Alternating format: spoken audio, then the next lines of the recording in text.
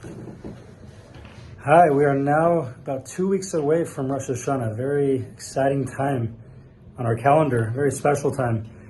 And I had just an experience that happened to me a couple of weeks ago that I think connects a little bit to how to approach the new year, Rosh Hashanah. And for those who are not aware, my wife, when she helped staff an Olami trip to South Africa, and she was gone for 10 days. And I was left home with my 7 kids to run the entire house on my own.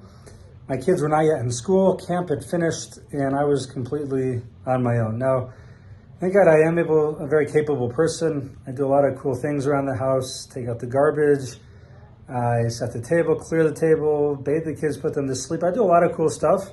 But there's also a lot in the house that I'm just not so familiar with. Like, I don't really know how the dishwasher works. I'm not cooking so much. And I was doing a lot of stuff suddenly when she was in 9,000 miles away in Africa that I never imagined I could do.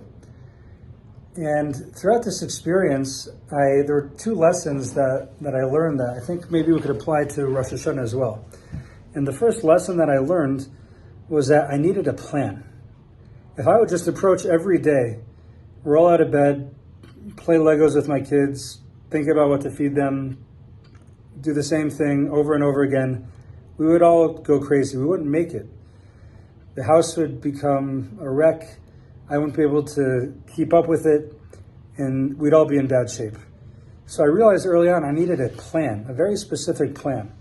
And before my wife left, I wrote on my calendar what I was going to do each day, where I would go, and what would be for dinner. It wasn't such a detailed plan, but at least I knew what I needed to do that day, what we could do.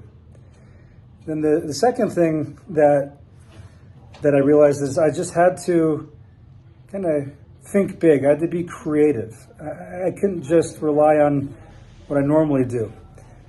And so we ended up taking a vacation. We did an Airbnb in Grand Junction. We went peach picking in Palisade. And if you would have asked me 3 weeks ago, if I had the ability to pack up my entire house, my kids, get all their clothes, all the food we need to keep kosher in an Airbnb in Grand Junction, if you asked me if I could do that, the answer would be an adamant no. It's just not something I'm capable of. But I realized I needed to get out of the house. I needed to keep the kids busy, do something meaningful and fun. So we did it. I utilized my imagination. I dreamed big, and we executed. And I did things I never thought I could do. And I think that this connects to Rosh Hashanah in 2 ways. So firstly, as I said, we need a plan. I needed a plan. Without a plan, I would have fallen apart. So too in life, around this time of year, the new year, we have all these goals. So I want to be better. I want to come to more classes, be more involved in the Jewish community. We have these kind of generic ideas of what we want to do.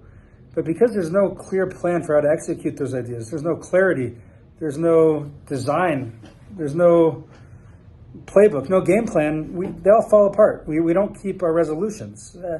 Very few New Year's resolutions are ever kept. So we need a game plan. We need to get specific about what we're going to do and when we're going to do it. And that's something I learned from the South Africa experience when my wife was in Africa. The other lesson is that we have to be creative and we have to think big and we have to believe in ourselves. And I'm telling you, if I was able to manage 10 days without my wife, with the 7 kids at home, go on a road trip, I never thought I could do that. But if I could do that, then we can do anything. You can do anything you think you can't do either.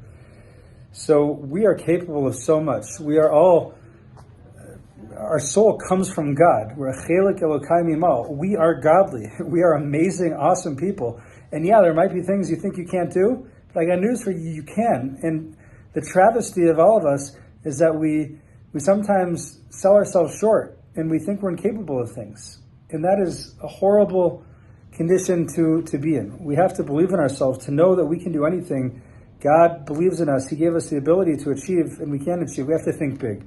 So hopefully for this coming year, we're going to have big aspirations. We're going to we're going to challenge ourselves to do things we never dreamt we could do. We'll have a clear game plan for how to do it, and I think we're going to see incredible results. Have a beautiful, sweet, happy, and healthy new year.